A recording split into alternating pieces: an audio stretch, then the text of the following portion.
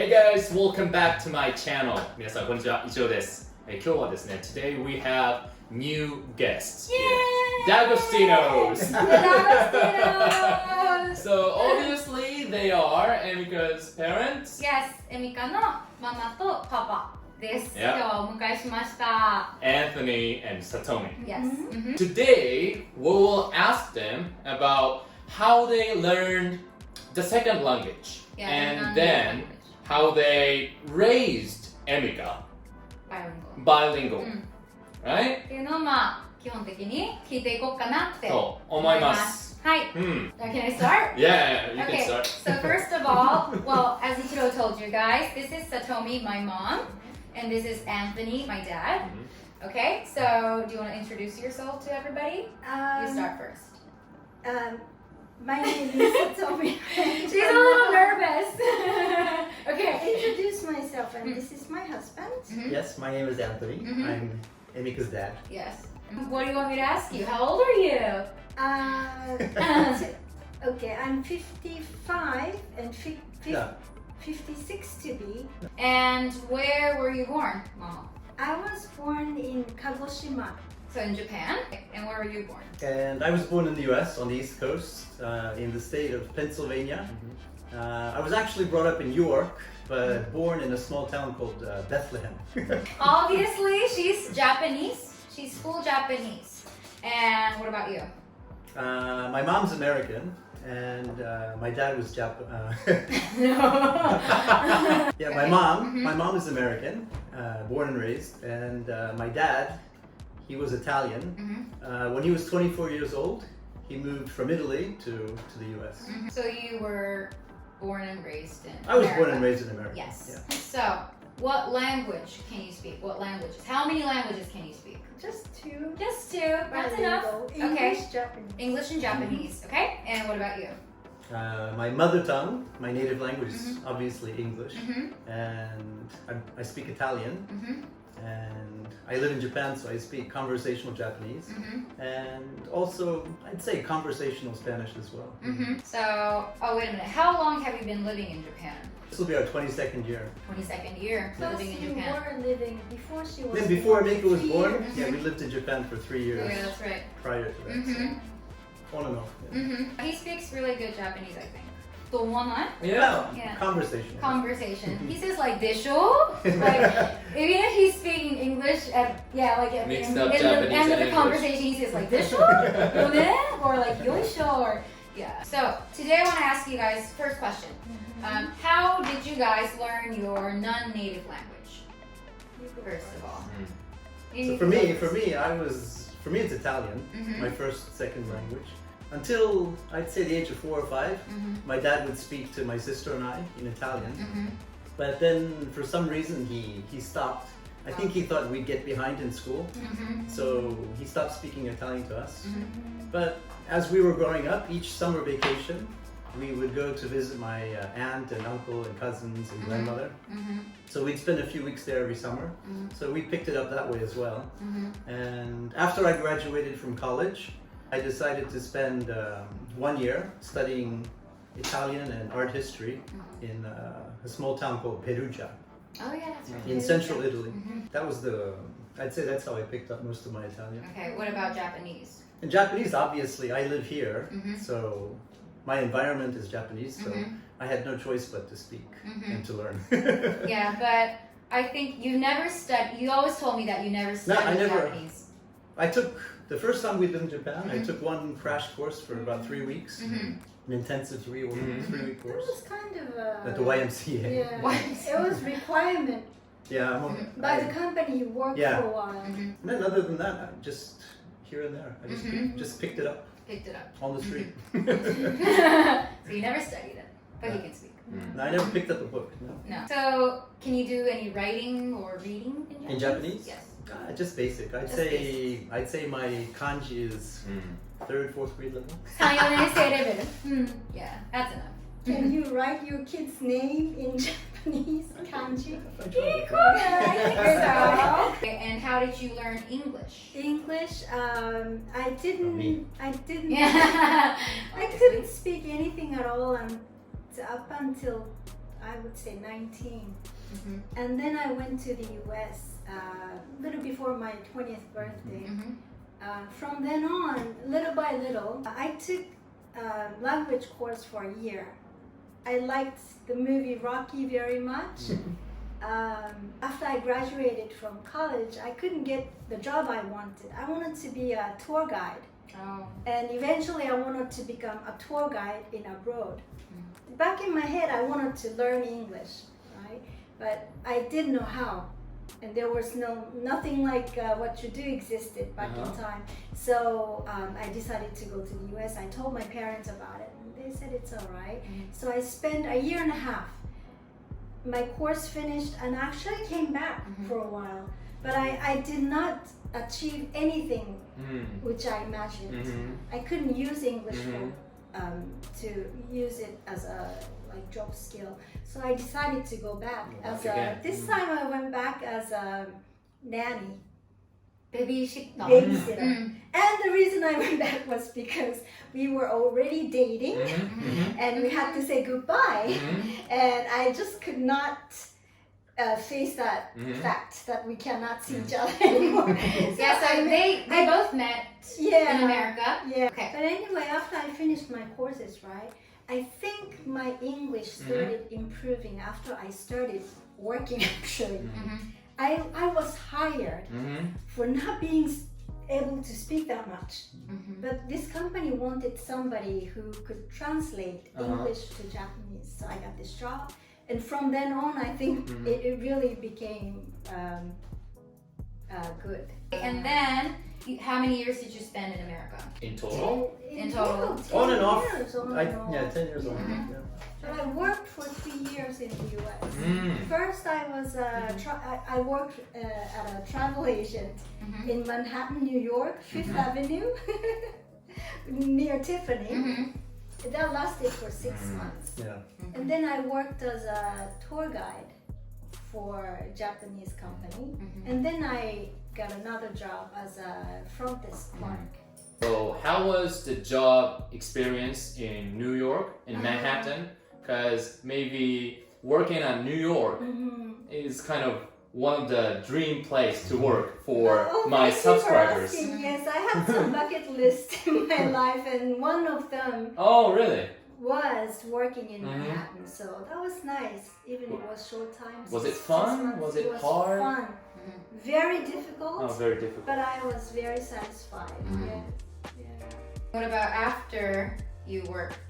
Right. I quit actually because it was too much. I was commuting from Philadelphia to New York, back and forth.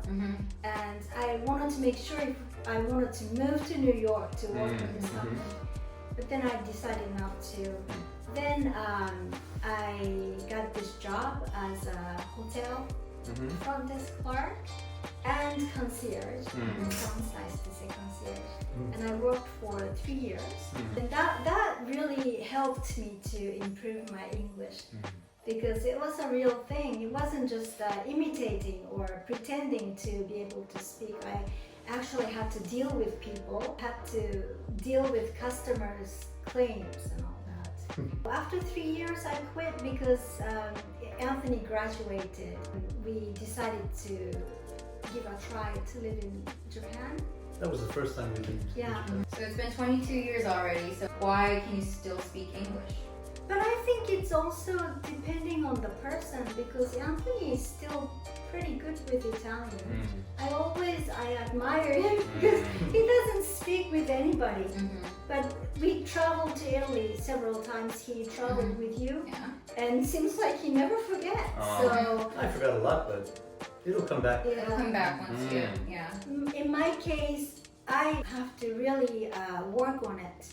I listen to radio stations, I watch TV, I read, constantly keep studying, constantly. And we don't speak in Japanese to each other. Never. If they would speak in Japanese to each other, I would be so like, ew. It's gonna feel so awkward. Only if we have Japanese guests. In that case, we'll speak in Japanese. So what do you always do? First thing I do is I listen to NPR every morning. And as for me, I keep up with my Italian just by I'll read the news occasionally in Italian online, and there's a few YouTubers I follow. So now we've all become vegan. So there's a vegan YouTuber I follow. So I listen to her In Italian. in Italian. My dad, as I said earlier, he spoke to us in Italian until the age of 4 or 5, and then from then on it was just summer vacations. But that year I spent in Perugia, I had a base to build upon, so that helped a lot. So I had the ear for Italian from a young age. And we both had passion though. He liked language since he was little, and I did too. Very curious. That has to be the most important thing. The next question would be, how did you guys raise me bilingual? But before we say anything, I have to tell you guys, anyone who tells you bringing up a child bilingual is easy, either they don't have children or they're lying to you. Because it's not easy. Yeah. It's tough. We really have to try hard. We'll talk about that. Yeah. Okay. Yeah. So what did you do, basically? Well, in our situation, we live in Japan, and Emika's mom is Japanese. I'm American. We figured she's going to learn Japanese anyway, because her environment is Japanese. Yeah. Right? She'll go to a Japanese school, she'll go to the supermarket, she'll go to the bank, she'll have her haircut, all in Japanese, right? And so we figured she'll learn Japanese, right? So at home, the environment was 100% English 100%. from day one. Day one, yes. So for example, when she was young in elementary school, she didn't watch any Japanese TV. None. She'd watch Disney Channel, Nickelodeon. That's it. That's the job of the parents, to create a nurturing environment for the child. Yes. Our business was teaching English, right? We used to put you in the classroom too. She joined some of the Yeah. classes. I did. Okay, what else did you do? I was thinking, what I've noticed with Emika, I think there's 4 stages that children go through. When they're young, let's say up until 幼稚園 like yochen, like preschool up until like 1st, 2nd grade, that's the ine stage. いいねいいね stage. Yeah, In ine. stage. What do you mean いいね stage? They like learning. the Oh, yes. language. Willing And- to learn. Yeah, willing. And one thing is, you don't know how different you are from Yeah. other kids. She thought it was normal. It was normal for me. I didn't realize that I was half the show. Even if my dad was a foreigner, that seems so normal to me, even if I was in Japan. That's stage 1. That's stage 1. Ine. Okay. いいね Stage 2, maybe like 4th, 5th grade. Yada. やだちょっとやだ More. Yada stage, right? Yada stage, yes. That's where they want to refuse the language. They rebel. All bilingual children go through this. Because he went through that. I too. did too. And then after that, shogunai stage. Shogunai, what do you mean shogunai stage? Well, I'm learning it, so I might as well just do it. Okay. When was that? Junior high, high school. And then at this age, it's yokata. Yes! 確かに Yeah! Those are the 4 stages. stage. Yeah, we've seen many parents, many acquaintances we have. We've seen many of them fail. They just, in the end, they just give up. Yeah. So their children don't speak English. It's a shame, really. So the other stage Yeah. is because I want it to be normal. Well, this is my normal. That's natural. But it's kids natural. they want to fit in. Yes, I want it to fit in. And I hate it whenever we go out at like a mall or something, they would speak in English at a like normal voice, and I hated that. Like whenever she says like, Anthony, we're right here, I used to pretend that I'm not a part of this family. Like no, I used to say, マジでやめてくれんの But do you appreciate now? Of course, Looking of backward. course, Yeah, that's of course. stage 4. Yokata. You got the stage. I'm right in Now you see many family in the same situation. Yes. But at the time when we were raising Yes. you didn't see many international I didn't family, come right? across. So after you started college, you started seeing people. He was actually the first Hafu friend I The made. first half. the person you could Yes. share your experience. So that's our situation in Japan, raising a bilingual child speaking English at home. But I think the average Japanese mother and father for them to bring up a bilingual child in Japan, that's tough. It's going to be very tough. You're going to send your Yeah, I can imagine. I think you're going to have to send your kids to an international Well, school. yeah. The easiest way would be that. If you have money, the easiest way is to send them to international school. So you can speak to them in Japanese at home and at school 8 hours a day. Yes. They'll learn English. Well, there's no magic formula. No. It's all how much you're exposed to the language. Every day. It's as simple as that. So for a Japanese couple bringing up a bilingual child, you have to create, as I said, a nurturing environment. Yes. Disney Channel. Well, now you guys have YouTube. Yeah, now there's It's going to be super easier than them. Don't you think? I think so, yeah. Uh-huh. There's so many songs they can listen to on YouTube. Uh-huh. Even story times. Even if you can't read as a Japanese mother or father, you can check on YouTube. You can have someone read a story to your child every night at bedtime. Yeah, I used to read to Emika in English every night. And still I remember those words. It's so weird. Run, run, run as fast as you can. You can catch me. I'm the stinky cheese man. Would you raise your children in the same way? Yes, I would. I would definitely. Yeah, up until about the age of 7, it's easy for children to acquire a second language. After that, it gets more and more difficult. They can do it. It's not impossible, but it becomes more difficult. Yeah, bilingual children, the way they store information is different than learning it later in life. Really? Yeah. So after the age of 7? So for example, like Emika's brain, she's perfectly bilingual, okay? The way she stores the information in her brain is as if there's two drawers. So one drawer has the English and the other drawer has the Japanese. So when she has to access something, it's easier for her to find the information, right? A non-bilingual child or adult learning the language later, it's one drawer with both languages mixed. Okay. So they open the drawer and they have to search for the words. That's me. That's me. Really? I think it's also easier to start the third language too, right? For bilingual children yes. or bilingual people. Was it easy for you to master Japanese?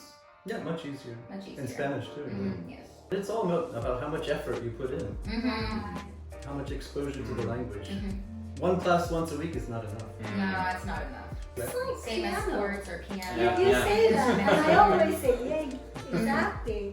In the beginning, you feel like it's impossible. Yeah. You can barely manage one hand, but after a while, You don't even have to think. you don't even Yeah. have to think. Fingers move. Yeah, I can imagine Simultaneously. that. And you also have to define what bilingualism means, right? For some people, it means different things. Right. For me, to be bilingual is to be able to communicate like effectively in like daily life situations, right? Fluency is a different thing. There's many levels of fluency. Yes. I'd say my Japanese is like conversational fluency. In a business setting, I could probably communicate, but it would be much more difficult. Yes. So being bilingual and being fluent are two different things. And your case was interesting because I had to teach her Japanese. We lived for 3 years in the US, right? I really wanted to teach her Japanese, right? So I only spoke to her in Japanese for 3 years. And it was very difficult for me to switch. One day we came back to Japan, and from that day on, we decided that we only speak in English. But I felt weird in the beginning. Yeah. Well, she entered preschool speaking like a mixture of Japanese and English. But I'd say within like 6 months to a year, she was speaking Hakata-ben. Perfect. And to bring a child up bilingual, it's not only the language; it's a gift.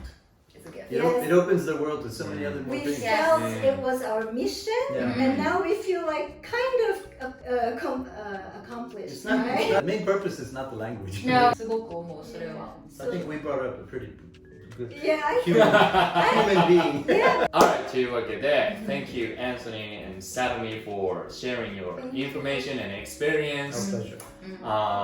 というわけで皆さん、今回は、エミカの両親とマイミカも含めてどうやってじゃあエミカ育てられたのかバイリンガルにとかどうやってアンソニーとかサトミが、他のね言語を第二カ国語とかね習得したかっていうのをねこう聞いてで、ポイントね、まとめてみましょう。他の言語を習得するとき、まず一番はやっぱり environment、環境がね、もうめちゃめちゃ大事ってことで何回も言ってますけども、もう本当環境だよね。環境づくりに一番頑張らないといけない。だってどっちも勉強はしてない。そう私もしてないし、勉強してない。逆になんかこう毎日勉強しようってやるのって多分難しいと思う。逆に。だからもう環境を先に作ってしまうということ、これ超重要です。2番目、exposure。触れさせる頻度。どれだけ触れさせるかってその言語にね。っていうのがね、これもすごい当たり前の話ですけどね、やっぱりその週にね、アンソニーも言ってましたけど、1週間に1回ぐらいのなんかその英語の授業とかでもちろん足りない。だから毎日こう触れていかないといけない。そういう環境を作っていかないといけないという感じでした。で、あともう3つ目はね、もうこれもパッション、もう情熱。どれだけやっぱその環境づくりとか、ね、そのどれだけやるかっていうのも、もう全部自分がどれだけもうやりたいかっていう、パッションだけで生きてきた人。英語が大好き。理由もなく英語が大好き。それだけで日本を飛び出したっていう、ロッキー好き。行きたい。喋りたい。それだけ準備もなし、もうただあそこの坂登ってこうしたい。イメージトレーニングがすごい大事。なんか自分がすごいペラペラになってるところをこう考えて、確かにパッションだけなんか憧れとか、そうワクワクしながらね、こうやらないと面白くないなっていう。でニューヨークで働いたのも、もうそれもやりたいリストだったからいい思い出がいっぱい。そうバケットリストね。完璧にしなくてもちょびちょび全部やりたいことを。もう皆さんも多分ニューヨークでね働きたいとかね思ってる方いると思うんですけど、今コロナで難しいかもしれないけど、でもそういうなんていうのかな、もうなんかこうやりたいから行くみたいな感じでね、やっていただければなと思います。これもいつも言ってますけど、言語はもうツールでしかないっていうね話今日出ました。そのバイリンガルになるということは、その英語喋れることがどうのこうのっていうよりも、そのバイリンガル2つの言語をなんかこう話せる、理解できることによってその広がる世界とか、なんかその、経験とかそういうことの方がすごい大事だから、そのことをねギフトってね言ってました。すごくなんか共感できるなって思います。一個動画でも言ったと思うんだけど、ハーフあるあるかなって言ったと思うんだけど、ハーフで生まれてっていうかハーフで生まれて、そしてそれにバイリンガルっていうものもつけて、この2つで一番何が良かったかって言ったら、その世界が広い、言葉はただのツールでこう伝えたいっていう気持ちに関しては変わらないんだ、日本語も英語もとか、見た目とかに関してもね、なんか毎日当たり前のようにフォーナーが家にいてなんかみんな見た目違っても一緒の人だって思ったり、なんかボーダーラインがないみたいなのが、なんかそういう感覚を持ってここまで来たのが一番のギフトだったかなって思う。That's my motto in life. みんなハーフ。